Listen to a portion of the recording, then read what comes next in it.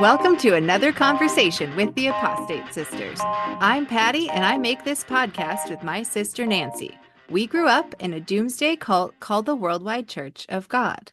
But we're also nerdy about history and culture, but critical of religion. So get ready to get mad or to nod your head in agreement as we embark on today's topic. So today we're going to finish The Wheel of Power and Control from Empathy Paradigm Therapy. The wheel addresses methods of abuse employed by cults and other churches of high control. See our last two episodes for the rest of the wheel. So in this episode, we're going to be covering sex and gender control along with financial control. The word masturbation is popping out to me right now. The first one, we have sex and gender control. Gender-specific expectations, such as women being submissive, modest, their value comes from whoever they married, and motherhood. Men are supposed to be masculine, strong. Their value comes from being a leader and provider. The explicit rules about marriage and high control situations, leadership and family structure, limited sexual expression, such as things like purity culture. That can be an episode all its own.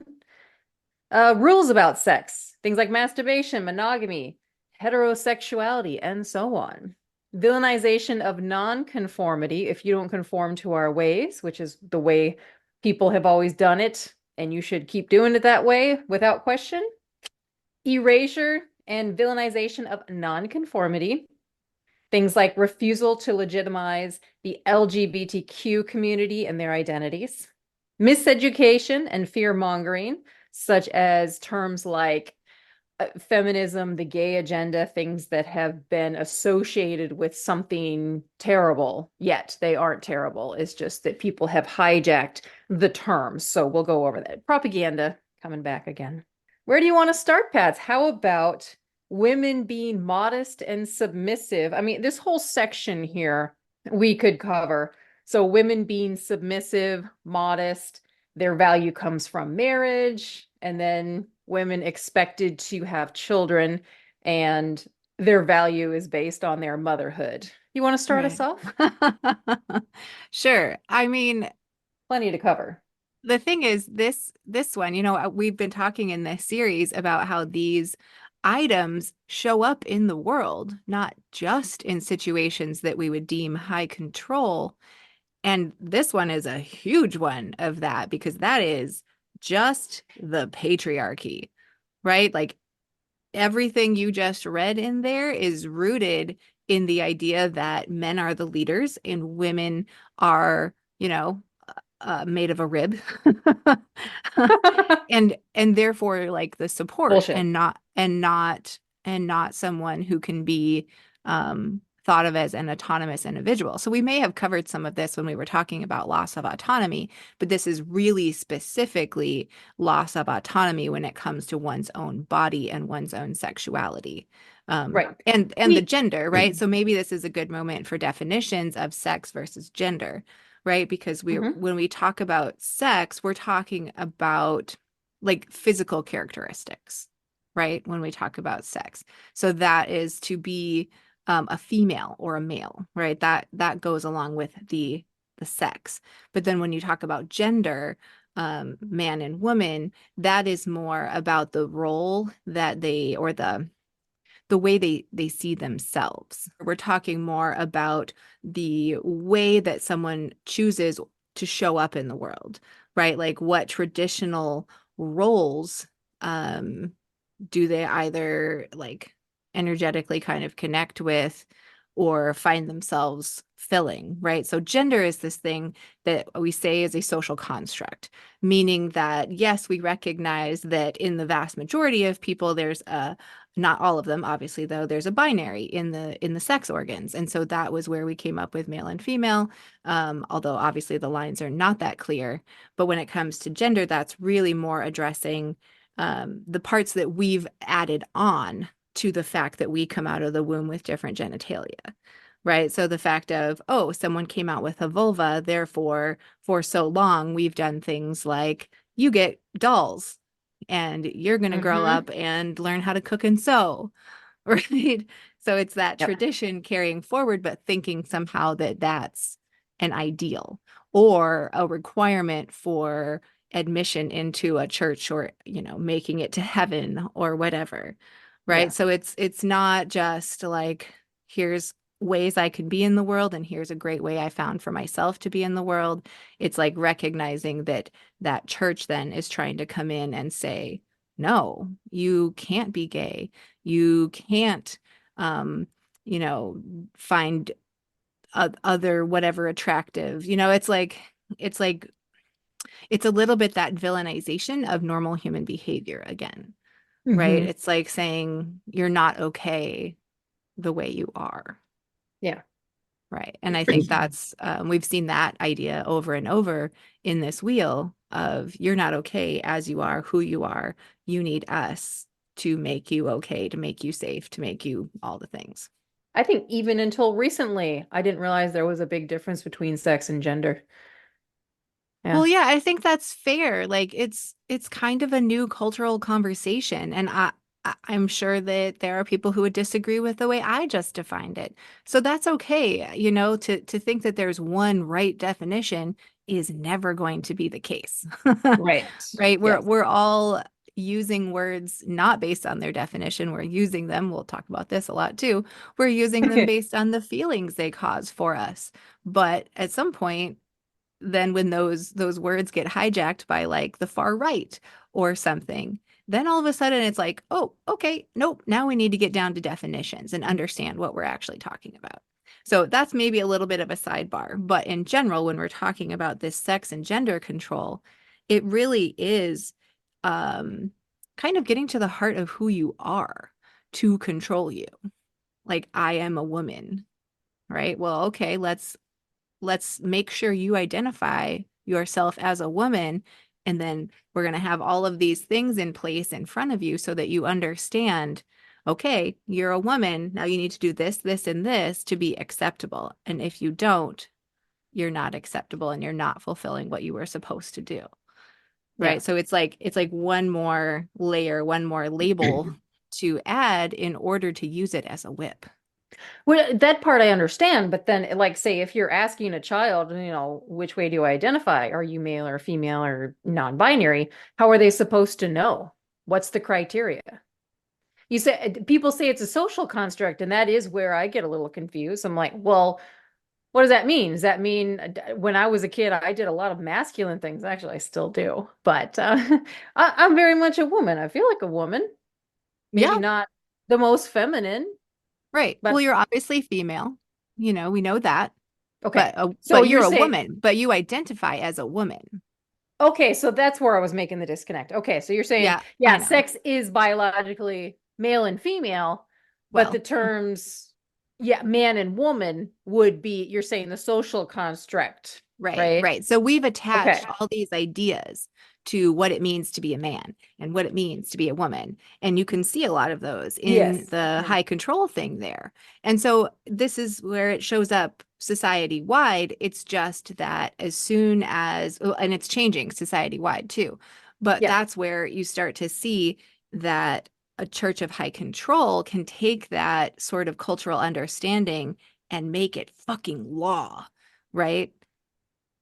And then that's when you get a problem because they're taking something that is a culturally understood and in this case culturally changing thing Hmm. and trying to hold to some old ideal, right? So I mean that's when we get the word like the word conservative versus progressive. I mean that's the whole thing. It's like a progressive person, not using like big P big C. um a progressive person is wanting to make steps forward and see what needs to change and try to do that. And the idea We of all should be doing that. conservatism, well, we all should be, and that's how I feel too, but I am a progressive. But when you look at things like what a conservative is, like the idea is, oh, we think there is an ideal that's already set and we really want to keep things the way they are, right? Conservative, like conserving what is and Hmm. preserving the order of the day, That right? makes And sense. Yeah. and so that to me is the main like just underlying how do I see the world difference there. Hmm. Yeah. And those same conservative Christian type ideals usually fall under what they're talking about here with the gender specific expectations, which Yes. includes women being submissive, Hmm. the modesty, covering their bodies up because apparently we tempt men and it's our fault when the men get turned on. Their value comes from marriage. We've seen that all throughout history that a woman, even in the Bible, how many wives are not even mentioned by name? It's always so and so's wife. They're identified by the man they married. And then Wait, motherhood. So, but that part, like the identified by the man they married, that is definitely not just a Church of High Control thing. When you right. went on ancestry.com, that's what you found. It was like you could find the men most of the time, but it was like, oh, he married someone from Sweden. And it was keeping the name too, Patty. Yeah, they wanted to keep more or less the name. Well, But that's wherever the patriarchal woman, as fuck to begin with. So, well, right. yeah. Yes. Yeah. I Which think a I lot would of say the people are, patriarchy is an organization, or not, it's not an organization. I would say the patriarchy is a concept of high control. well, yeah, it absolutely is. Yeah. I mean, maybe, yeah, I guess that is kind of like a duh, right? But to be able to call out the way we behave. Yeah. Yeah, and I guess But we talked about this a little bit in the autonomy section, the bodily autonomy piece of, well, I want to have control of your body, so I'm going to control what you can wear on your body or show of your body. Like mhm, that's now up to the organization and not up to me, the fucking body owner. That's right. not cool. Well, you know what I think it is though too, Patty. I mean, in the patriarchal society, men like this that want their women to be submissive and modest. They want their woman, the woman associated with them, to be those types of women, but yet they will go after in secret the women that are exact opposite of that. The ones that do not submit, the ones that are not modest, because their wives and such are seen as the property, an extension of them. It used to be that maybe, I don't know, the fucking Shahs of Persia and ancient civilizations, these men in power, kings and such, would have multiple wives and as many children as possible because it was seen as it paralleled their power and status, depending on how many kids they had. As people figured out, well, okay, remember there was like the days of the goddess religions, right? When Mm-hmm. they understood that the flow of blood from a woman meant that she was going to swell up and explode with life at some point after that, right? And so that was a revered thing. And it's like somehow I feel like humans figured out it was about, the semen that made that happen. And something about that like flipped things where the men then were like, well, it's we're the drivers of life then, aren't we? You're just the vessel, Mm-hmm. right? And that idea somehow put women in a subservient role. In Hinduism, it's actually quite common to still see, yeah, the lifeblood of the woman in their rituals, their practices, in their statues, in their temples. Right. I mean, yeah, there's definitely evidence of societies all over the world that revered women as the goddess. What's one of the earliest deities? It has to be Inanna, right? I think so. I'm pretty sure. I don't know if we could ever narrow down what the first deity was, but there No. were a shitload of gods and goddesses created, idealized, before, you know, the Hebrew god came onto the scene. So, Oh, for sure. I mean, even at so the why wouldn't time we that go the further back? yeah, when the Hebrew God came on the scene, it was like it was just joining a existing pantheon of Canaanite gods. Right. It wasn't like, well, and then I mean, wasn't that just a genius move though? Of like, well, there's all these gods and these people have their god and these people have their god. And it's like, well, what if we declare our God to be above their gods? Like, I don't know. Ching! It's Yeah. worked. Well, right along with patriarchy, though, is probably something that most of us still take for granted, um, which is things like monogamy, right? I mean, that's a measure of control, even as it is.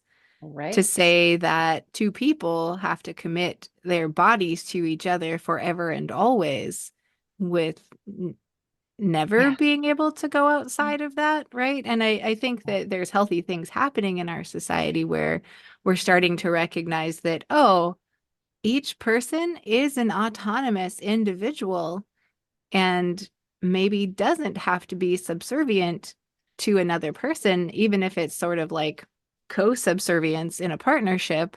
Mm-hmm. Like maybe we're at a place where we can grant more autonomy and reduce our control over each other's bodies in general.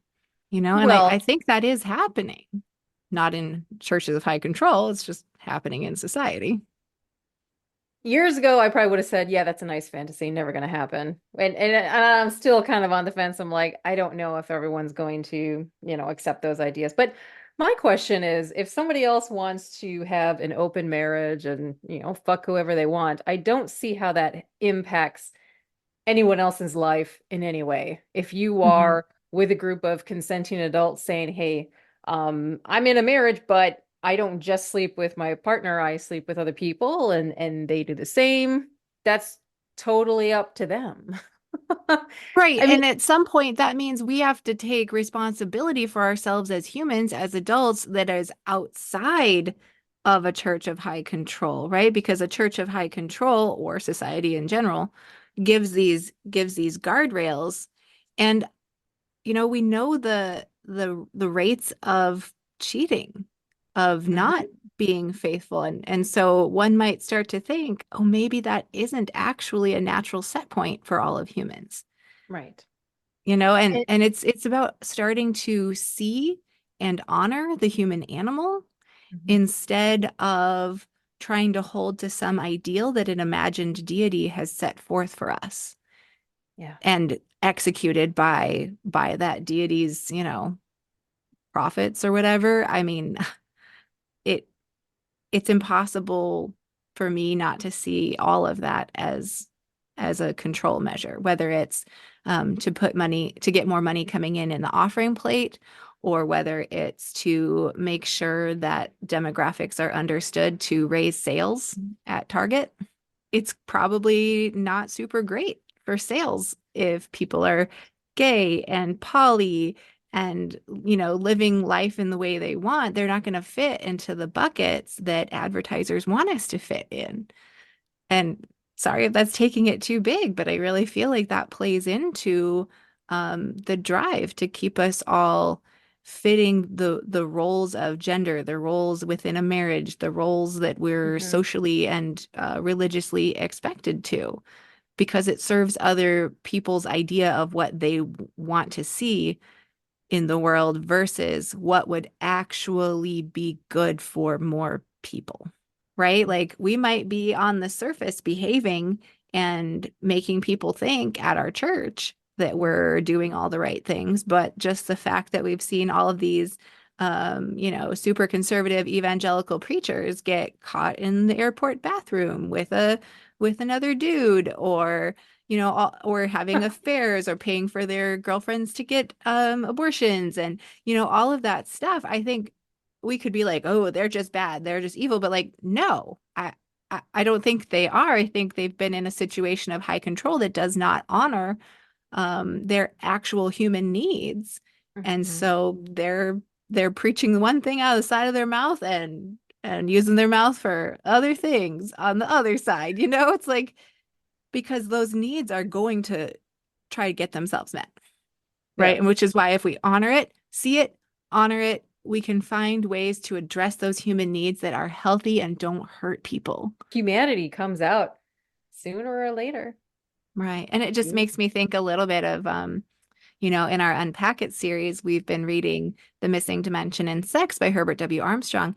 And he is so determined to make sure people don't think of themselves as animals, like super villainizing the Mhm. idea of being animal-like or having instincts even.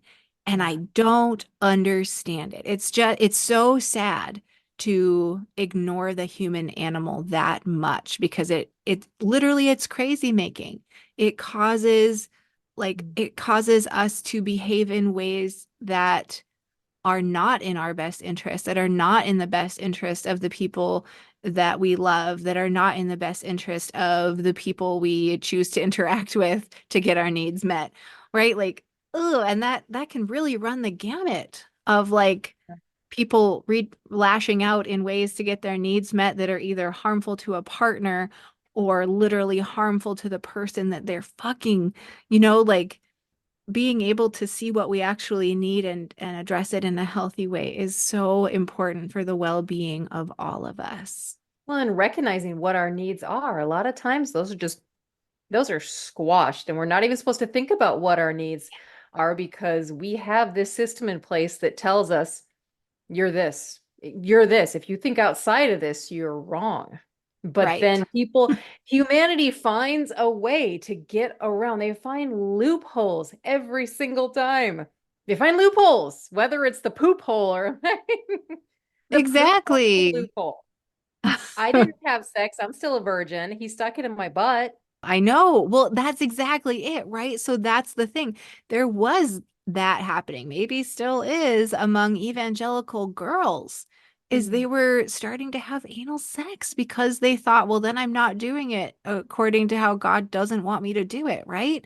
And so this is what I mean when I am talking about how we don't have proper risk assessment and we are so thwarted in making our healthy choices for ourselves when we're trying to abide by rules that aren't seeing the whole picture, when the rules are about control and not about benefit for all. Look at nuns. Told you can't have sex with a man, really? They're gonna fuck each other. I've known people who were real down with hanging out with the lesbian nuns. I actually got drunk with nuns once. So when I was up in Madison living there, my husband and I owned the Indian restaurant, but he had some side jobs on the side. So he's a good business guy. He does things like catering jobs because it's actually pretty easy. You know, you get to go to these parties and all he's doing is serving alcohol to people. At the end of the night, he gets wads of cash. He gets to take a lot of the opened liquor home and he gets to partake in all the food that's there. Like, fuck yeah, catering is, especially when it comes to events, catering's a great job. Well, one of these events he was working, he was the server for a monastery in Madison. So it was a bunch of nuns. And he invited me. He called me up. He's like, "Oh, tell me about this event." And he calls me over there. I'm like, "Okay, okay. I'm going to pretend that I'm kind of a member that shows up and came up with some kind of story." So I just went in there, got all the drinks and food, and I got to hang out with these really cool women that were nuns, and I even got to flirt with Suwan when like my husband right in front of me serving his drinks. I looked to these nuns. We're like, "Oh man, they hired some really cute waiters, didn't they?" And they agreed, like, "Oh, he's very cute." So- Oh my God, you're bad. Okay, there's my getting drunk with nuns story. All right. It wasn't that bad. I showed up. I wasn't a member, but these women were super cool. Of course, they're still human too. They have needs. They recognize a sexy waiter walking past. It was fun. It was fun. It's kind of like the whole, what do you call it? The whole stranger fantasy where you meet your partner at a bar and you pretend you don't know each other and just like, oh my God, that's some of the best sex after a night like that. But I'm glad you're mentioning that now because those types of things, to have that fantasy and to play, kind of have those play things that you talk about and do with a partner in public or private is normal and healthy and fun.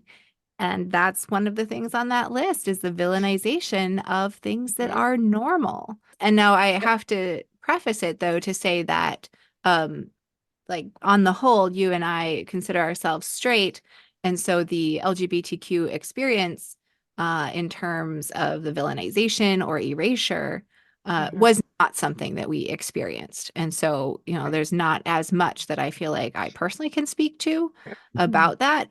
But I do see how intense the choosing to ignore or pretend that they're less than happens to people who are in the LGBTQ community and how hurtful that is to have who they are, who they see themselves to be found out at some point in their childhood that like, oh, the way I am, the way I think is bad and I'm bad. God thinks I'm bad. God thinks I'm the worst. Like that's, whew, not okay. And yet there are still people in this community that are Christians. Our friend Joel is one of them, but I'm going to go ahead and use the example of our mutual friend. Her name, I'm just going to use the name Becker. And for anyone who's actually read my novel, the character Becker is based upon this woman. I knew her before she technically came out. We were going to the same evangelical church at the time. Yes, I went to a mega church. We'll talk about that later. Okay. But she hadn't come out as gay. In fact, I don't even think she realized that's what she was. It was pretty obvious to me, but she used to look at, say, she once saw two women holding hands when they were walking past, and she kind of sneered at them. This was before she came out, but that judgment that was instilled in her, we were both going to one of these typical televangelist mega churches, and so her mindset was to judge those women, even though that's who she was. And now she's finally come out. I think she's still with some church, some particular church. But again, this is what we tell ourselves and be like, no, the church is completely against this, but yet I still kind of believe it, so I'm going to stay in it. Maybe it's a comfort thing. I don't know. I don't know. I remember seeing that transition from her being not out to her coming out. And I think people's comments don't bother her as much as maybe some of her girlfriends, since she is, the more masculine one in their relationships. But just to put yourself in an organization that is constantly saying you are an abomination, I just don't know how that works. My husband doesn't know how it works. Our wonderful friend Joel, we love him. He's flaming gay, and yet he's very Christian. I don't know how that works. My husband said, how much longer is he going to put himself through this with all the people that say the nasty things about him that they do, and then they use the Bible to justify it? Because yes, we know there's passages in there that speaks to this very topic. But I don't know how we get around that apologetics wise, but some Maybe that's because it was originally made as a book of high control to begin with. I personally believe that was its point from its inception during the Roman Empire, but I know I'm a little bit of a conspiracy theorist about that one. Patty, do you remember that time we went to that gay club in Minneapolis? Ah, we just danced the night away, had a great time. Everyone thought we were lovers. They're just like, no, we're sisters. There was a really sweet gay boy that thought I was just tits that night, and we had a great time hanging out. I love the whole LGBT community. We love you guys. We love you so much. And they go through so much hatred too. Okay, getting back to that topic, since we're on it, somehow I find these random things on YouTube, and there was this Christian dude. I'm not going to say his name. I'm not going to give him any attention, but he records himself literally preaching the gospels to, the most woke people he can find. He's invading pride celebrations, pride festivals, saying how much God loves them and all this, and completely disregarding how they feel. You remember, like last time when we were in Seattle, we were walking past, I think, Pike Place Market, and there was a doomsday preacher out there preaching how sinful we all were, just ruining everybody's time. I'm like, you're not doing anybody any favors if you're trying to get people to your religion. You're not doing a very good job. There are atheists out there that are complete dickheads too and make everyone else look like an idiot. The only thing we have in common with them is that they're just not convinced a God exists. Same with us. But anything else that person believes is not set in stone. But let's touch on the next one. So miseducation and fear mongering. So examples like using terms like feminism and gay agenda. What are your thoughts on that? I mean, I think that's really valid. It's that whole thing that we've identified that leaders of high control churches do, where they take a word or a phrase and they they make it negative. They attach things to Mm. it to make sure that it's generally thought of as negative. Right? So feminism, like objectively, I would say feminism is good, but that's going based on my definition of feminism is the fight for equality between the genders, Yeah. right? And so to me, that's a good thing. Um, but it's been kind of twisted into feminism is women not wanting to stay in their place. Who And we decided know their who place? decided their place. I mean, that's entirely what the church's goal is to keep people in their place, right? Because they're easier to control when they know their boundaries. And I don't disagree with that in general, that all of us need to kind of understand where we belong and what our limits are in our life, but they should be Mhm. healthy and shared and understood together as a community, not hey, I'm the boss and I'm going to tell all my little marionette puppets what they can and can't do.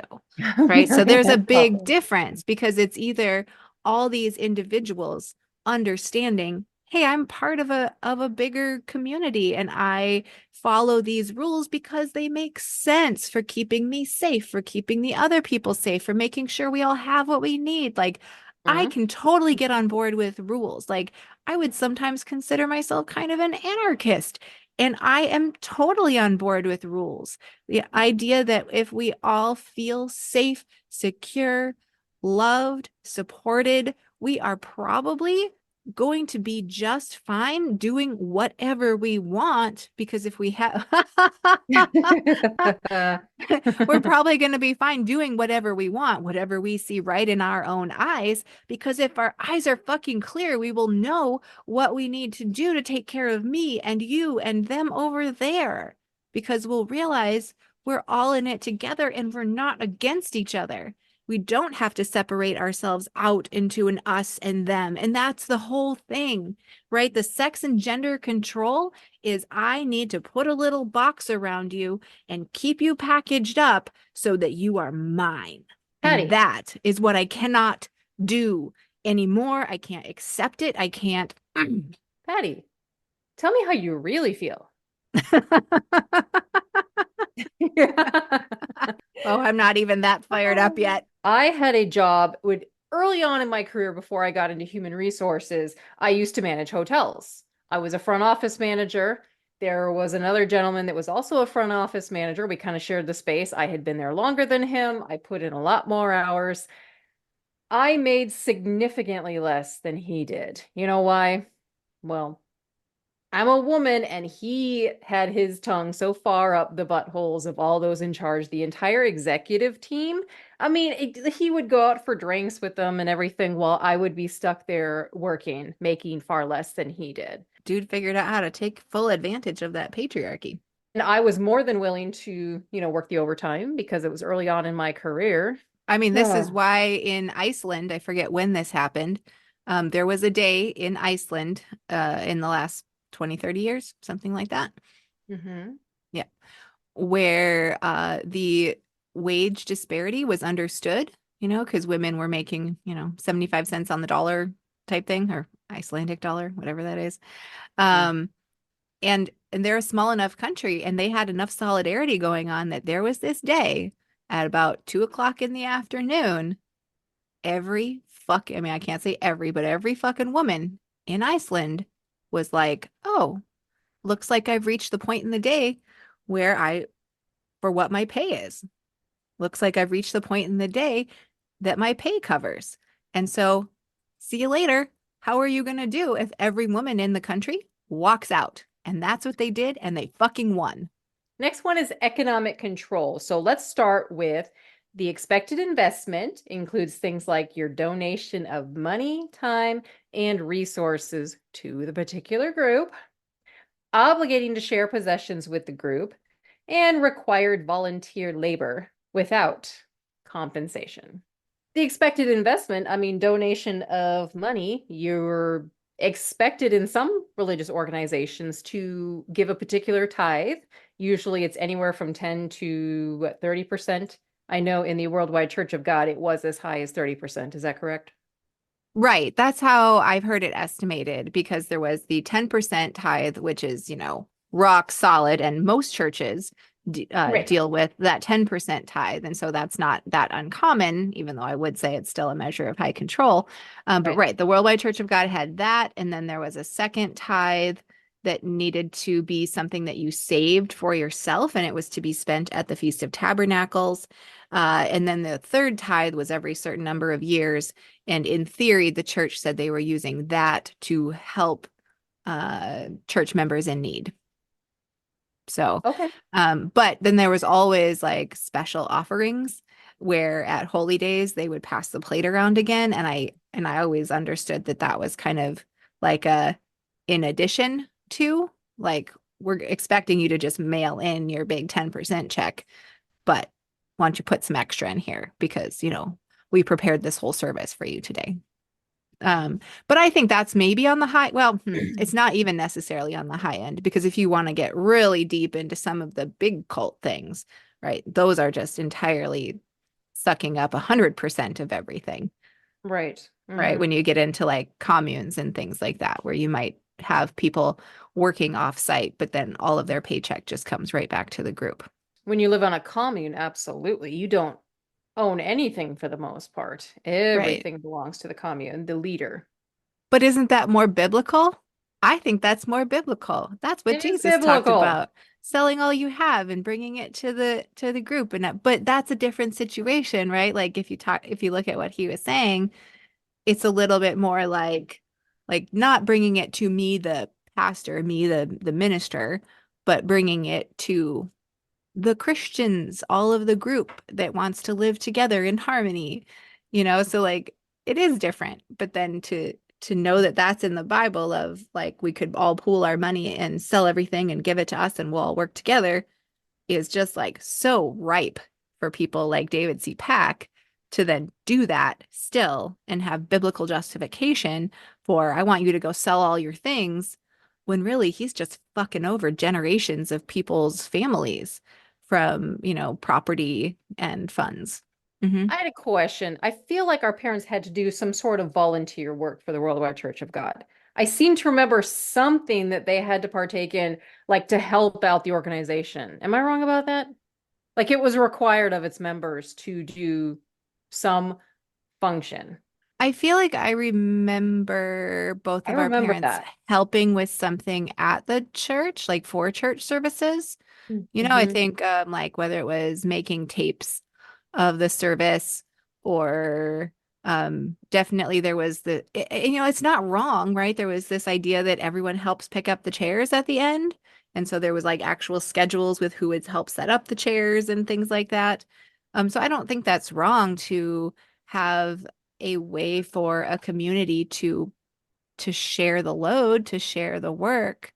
Um, but when it's all of a sudden you can't be part of the group unless you do this, it starts Yeah. being, or like you won't be loved if you do this, or if you don't do this. That's where it starts getting weird. But I mean, maybe it's worth talking about that line, right? Because if we have a community that's, in theory, not high control, that means you're expecting everybody in that community to have kind of a shared vision for what we all want to work toward together. Mhm. And there needs to be openness for like a healthy debate about the choices we're making right now and whether those choices are good or bad for getting us toward the goal that we as a community have defined for ourselves. I think it comes down to the ability for someone in a group working on a shared goal, if they feel like their voice is heard and considered and that they aren't being forced to do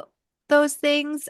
That is how I think something that, is commonly exploited in a high control way. You can start to build in those things that make it not high control, right? To make sure that each person in that group has a voice, has autonomy, um, is heard, all of those things. Well, I had a question on the opposite end of the spectrum then. How do we get like people that are in a specific group, say it's just a little community where everyone kind of chips in, but you do have maybe one or two people that aren't contributing, like they're just kind of freeloading. It's like I don't want to diminish people that do need government resources because they're having trouble finding a job or anything like that. And so they do need resources to help them out, whether it's food stamps or anything. But there are legit people that take advantage of systems like that so they don't have to work and such. Like, how do we ensure that that kind of stuff doesn't happen? What you're bringing up is kind of the major thing that is a counterpoint to the idea of a, communism is one of those words, of course, that people have like big reactions to, but the idea that we could all work together, and that everyone knows that person who would be the freeloader of like, oh, great, then I guess I don't have to work. But my Yeah. my counterpoint to that idea, because I don't think that's wrong, and I think, we are humans and that will always be a part of some of us, um because we are animals, and one of the things that animals do is they conserve their energy, right? Like it's Mhm. just a biological longevity thing of like, if I can find a way to get what I need with lower energy output, then that's good. And so there will be humans who can't quite catch on to the goal of the group and may only look out for number one. But I would contend that that is a function of their traumas and their Mm. the things that they have suffered that made them so self-protective that they kind of can't connect to the broader group as understanding that that is a safety net for them if they contribute to it. You know what I'm saying? Yeah, Right. that makes sense. So I know that idea that like, oh, well, if we switch over to socialism, communism, whatever, people will just freeload and never do anything. And I get that. Yeah, Mm, like the way we are right some. now and how we've been taught to be so expecting of all the things coming our way, all the nice things here in our, first world life in the United States. I get that that really would be a problem, but I would contend that, a generation or two into that kind of thing, it could totally change because we would not be making more people who were so afraid of not having enough, or, enough resources, enough love, enough all of those things. Like if all of those needs are more met, I think those people are more likely to get the joke and join in and help out and be part of the community versus, I think the people who would mooch and try to get out of work are the people who haven't felt like they're part of the community, and they are, Hmm. I said it before, but like they're in a self-protective mode that isn't Right. compatible with building a supportive community. So yeah, so that's my answer to it, is that like, yeah, it is a problem, but it's a bigger thing with us and not just about, oh, humans are just lazy, because I just don't think that's true. I think we're moving on to financial dependence. Emphasis on trusting fully in the group's or God's provision, control over savings, budgeting, investments, and job types, and lastly, restrictions on women's education and employment. I think in Worldwide Church of God, they forbid things like investments, didn't they? I don't know if they forbid it. I'm pretty sure Stanley Rader was doing all the investing he wanted. Of But course. what I think was the natural consequence of the Worldwide Church of God asking for so much money in tithes is that if they're simultaneously telling everyone that the world's going to end, then why would people invest? Right? Like they probably wouldn't have even had to say, don't invest, because a lot of people wouldn't have had enough money to invest when that much of their money is already going to the church, Right. right? Right. And then, right, I already said it, but that extra layer of, well, the world's going to end, so I don't need to save money for my kids' college. I don't need to save money for my retirement because Jesus is coming. Jesus is my retirement plan.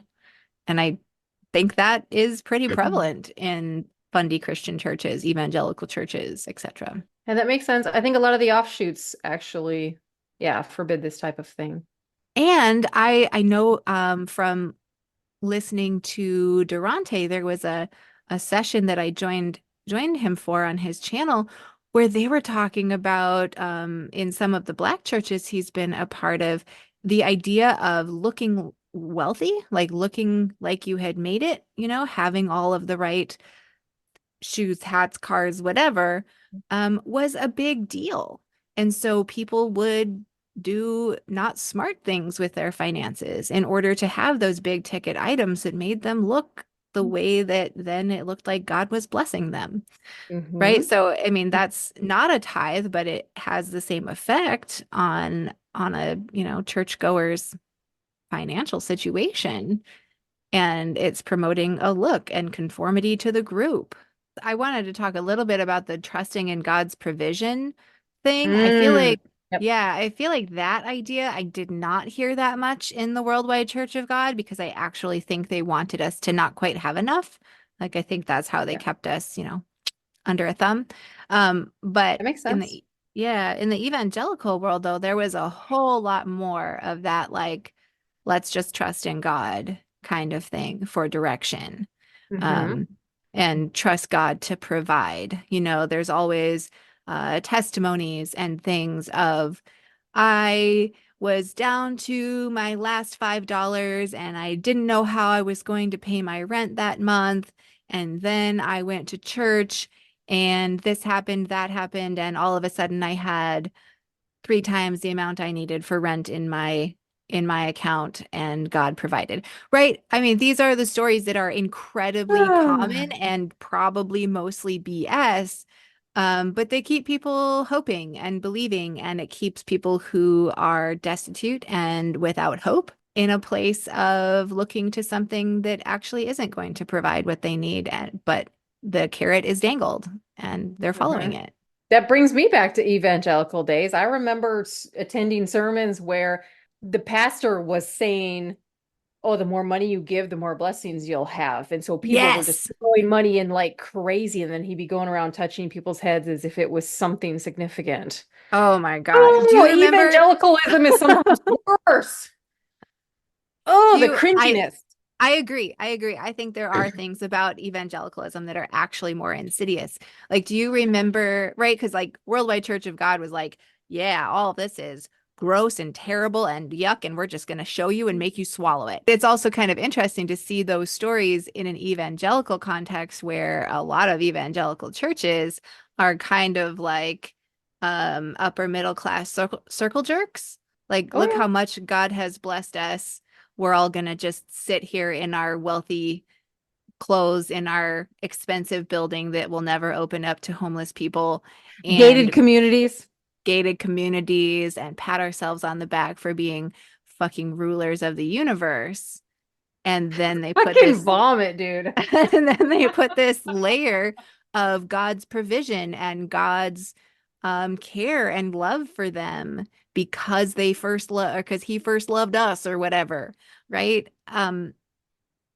Yeah, and so, it's not as stated as Armstrong was with the whole elect thing, but they are absolutely promoting electness. And look how easily evangelical churches started taking on right-wing talking points round about 2016, right? Because that like I'm elect, I've got my upper middle class suburban life kicking, and that's obviously ideal. And so all those other people that don't have the life like I have must be doing it wrong. And so therefore, all the things I believe are correct, and I'm going to wave my gun around and That kind of goes into our next bullet point here about promised prosperity. So, promised rewards for loyalty to the group. You keep putting in your tithes and your time, then you'll get these rewards, which falls directly into the next bullet point. the thing they talked about in the evangelical churches I was a part of was the idea that what you put in the offering plate, God will return to you tenfold. Like just literally saying, you put in $5, God will give you 50. You put in $100, God will give you 1,000, right? Like All the way they're off. literally saying that. Like, did that ever happen for people? Yeah, probably not. But if there was one or two stories over the years that they could point to that they thought actually happened, well, they're stuck. They're no longer seeing reality about that. Oh, I had a pastor once in that mega church I was attending back when I was in the military. This would have been like 2005 to 2008-ish time period. And the pastor said that he had cancer, but yet he prayed about it. Everyone else prayed about it in his congregation. All of a sudden, by God's miracle, it was gone. Yet we have no proof, no evidence that that ever took place. Everyone in the church was so amazed by that and what God, Jesus did. And so they gave more money to the church and all that. Amazing. Oh, yikes. This is the same dude that stood in front of people and said, I can give you the gift of talking in tongues.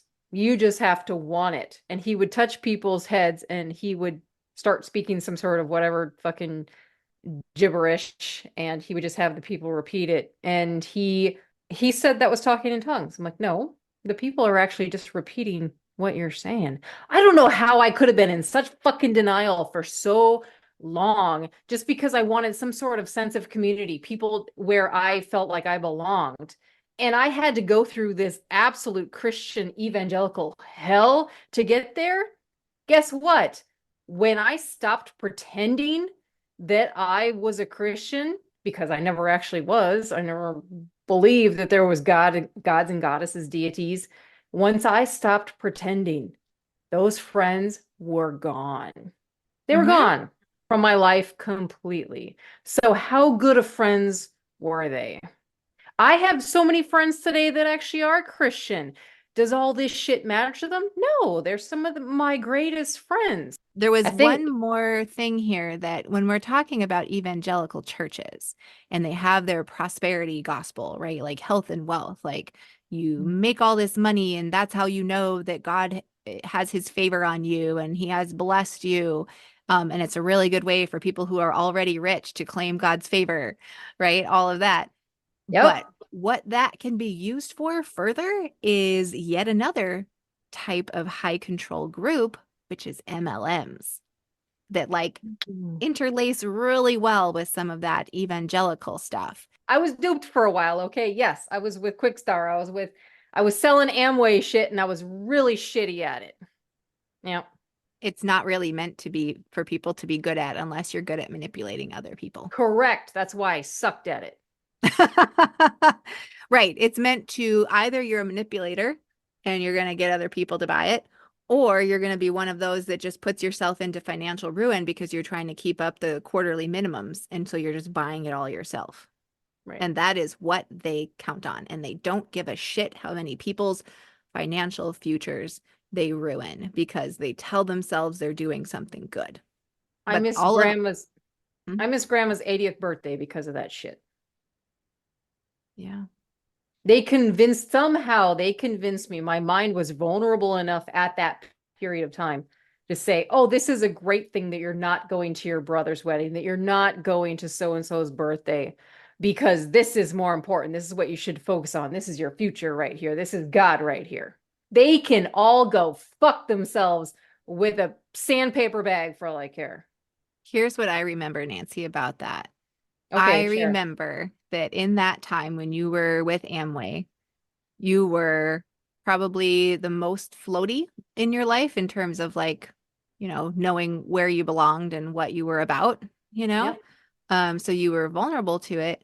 But then I remember being in the car with you coming back from somewhere and you had a CD, one of their CDs Mm. that was like play this and here's your indoctrination kind of CDs. And I was far enough deconstructed by that point that I was like, oh shit, because I was seeing it and I got it enough at that point. But I remember them saying, well, okay, so here's the thing about skipping what you skipped for MLM based things.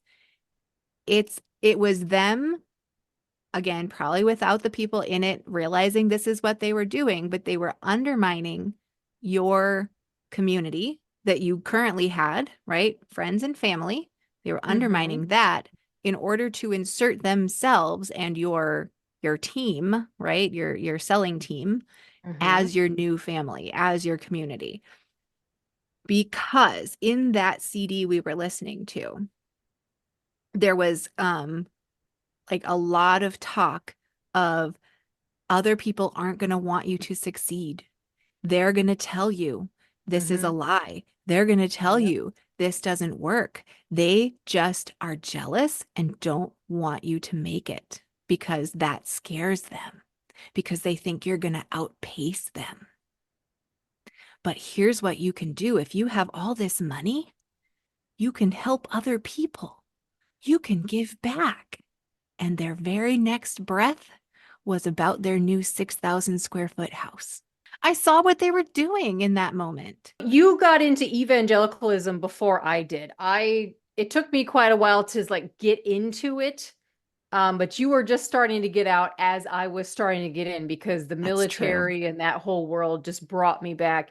It was that chick Vanessa that introduced me to Amway. And then I got sucked back into that world. I'm like, oh, well, most people that are in the military are also Christians. So, okay, this is my community now. And lo and behold, the moment I disagreed with them or found flaws in their ways of thinking, I was out of there. I was Oh, absolutely excommunicated, just like so many people are from organizations of high control. right. Totally on that wheel. Yep. Yeah. Mhm. Yeah. But I'm glad I didn't do it for very long. I had to go through it, I guess, it took a few years after that, but once I was just kind of out of that situation, I somehow came across Matt Dillahunty and Seth Andrews. The two of them, I found them on YouTube, started listening to them, and it was a slow process, but all of a sudden I'm like, wow, okay, the way I actually think is like Yeah. how these guys are talking. So I kept listening. I'm like, I didn't know there were other people out there that thought the same way I was. I thought there was something wrong with me. Like I couldn't get into this world of Christianity despite how hard I tried, whether it was the doomsday cult or it was evangelicalism. But all of a sudden, I found my people. I found my mind. I found where I belonged. I said, I don't believe in this. And there are people Yeah. out there that think the same way as me. That was Yeah. amazing. And it took me years. And in some ways, you probably had to find a stable sense of community and some sort of support for you because that is what made you so vulnerable to those things to begin with. I mean, that's when I got into evangelicalism too. It's when, the church we grew up in and everything I knew was falling apart, and our dad was involved in this whole other thing that kind of was scary and didn't make sense. And our parents were moving, and I was moving every few months during college. And yeah, I needed something fucking stable underneath me. And so did you. Like, you went through hell trying to find your place in the world, and the evangelicalism stuck around kind of until you and I really reconnected as adults and started to really build an adult sister relationship together. And each of us found some stability with friends and partners and new Mm-hmm. communities to be a part of. And like we started building our grown-up life. Mm-hmm. And that's when a church of high control no longer had a place. I would say our parents abandoned us, Pats. Not that we would have wanted to stay in that situation anyway. It wasn't a healthy household, but the fact that they just left us to our own devices. I know you were off to college, but I was 17. I was on my own. God, I went through hell. Yeah, Um, you did. Well, yeah. you have to recognize that was like layered on top of a basis of emotional abandonment from the beginning because, they were there in a lot of ways. And yes, I will say probably did better than a lot of parents in the world have done. Our mom will Mhm. reinforce, so he didn't beat you. Well, no, I mean you did, but No, you not did. not like in the way we hear stories of. So okay, sure. But right, we were set up from the beginning to only rely on the church's obedience to the church's teachings as our way to stay safe and to be Mhm. secure. Yeah. And so when that went away, we floundered for a really long time and we're just kind of treading water, trying to figure it out and get to dry land again. You find out who your real community is. If you don't agree with them, see how long they stick around. Right. Like, and in some ways, when you take it to a personal level, well, personal all the way to a group of high control level, it's like, well, does this person want me around because life is better when we do life together? Hmm. And because we know that we're both contributing to each other's betterment? Or do they want me around because I add numbers, I add money to their bottom line, I build up their ego by being in their group? You validate them. Yeah, right. And so I think it is a long process of learning as people how to not validate abusers in what they're doing because those abusers are trying to get their needs met too. And they're just doing it in a pretty terrible way. And they're taking power that isn't okay for them to take, but because the people that they're taking the power from have been abused to the point that they don't know how to hold their own boundaries, that Yeah. whole system keeps ticking, right? And so this is our job to, well, our job, not you and me, but like our job as humans, if we want to move forward and do better as humans, right? Like we need people who aren't lacking so hard for their basic emotional needs to be met. Right. Yeah. And so we need to be super intentional about how we create communities and be able to have those communities be informed about trauma and about the life experiences that are going to make that togetherness harder, right? Because even if we stop breaking each other emotionally, intentionally, like shit still happens. Things happen that are going to cause us to have traumas that we then try to uh heal in unhealthy ways if we don't know how to address them. Right. Right. So, for example, my one of my children was hit by a car at age 7, and the emotional ramifications of that for everyone in our family was huge. It's It still going almost, on. it's still going on. I mean, it almost broke all of us. Right. And so these are the things that thankfully we had enough of a connection as a family that despite all going through our own shit about it, we have had each other the whole time. And when we end up being in a place where we don't have that family, we don't have that community, we don't have that support, and then also life's asteroids come flying our way anyway, man, do we take on shit and cause more harm and everything trying to soothe the things that happened to us because we didn't have that community to give us a hug. Pats, I would take one genuine hug over 100 disingenuous ones. Fuck them. I don't want their attention. I don't need anything from them. I know who belongs in my life, and I know whose life I belong in. The word ohana I have always heard to mean uh the family you choose, Mm-hmm.